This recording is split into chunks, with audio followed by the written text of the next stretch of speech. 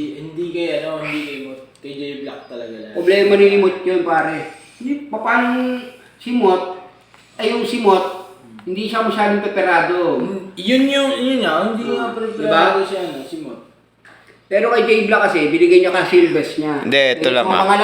Pangalawa, hindi ka pa pwedeng hindi ka pa pwedeng mag-judge sa yung on-cam.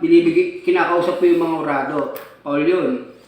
Paul talaga yun. Pangalawa, hindi mo dapat pa pwedeng iurong kung sino yung panalo kasi liga niyo yun. May yung inuro mo nung huli, ano yung marketing? Hindi, pero nagagalit ka dun sa mga banatan ni Pibos na pumunta siya sa Urado. Oo. Pangit yun.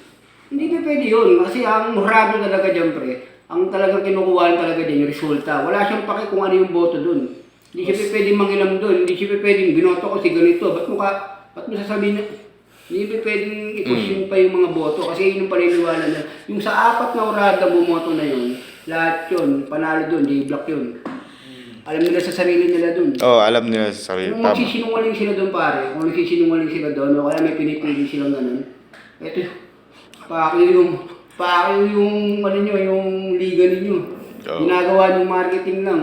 Hindi kasi mabenta, pare, kaya napapapay yung nila eh. Oo. Piniping nila yung pangin sa pangin nila eh. Hindi nila siya pwede flip top pa rin ako.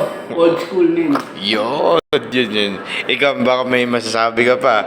J-Block ka eh. J-Block. Ikaw, J-Block o Mot? J-Block. Ah. Overall, pare. Oo. Overall. Lahat ng bata. Ako nga din, J-Block din ako. Kaya- Pero wala tayong magagawa kasi, Pare sa flip top, di pinapakita yan. yung ganun. Ang pinapakita lang pare yung resulta. Binibigay lang kay Enigma, tapos ianong sila ni Enigma kung sino nanalo. Hindi niya pa pwedeng lapitan yun.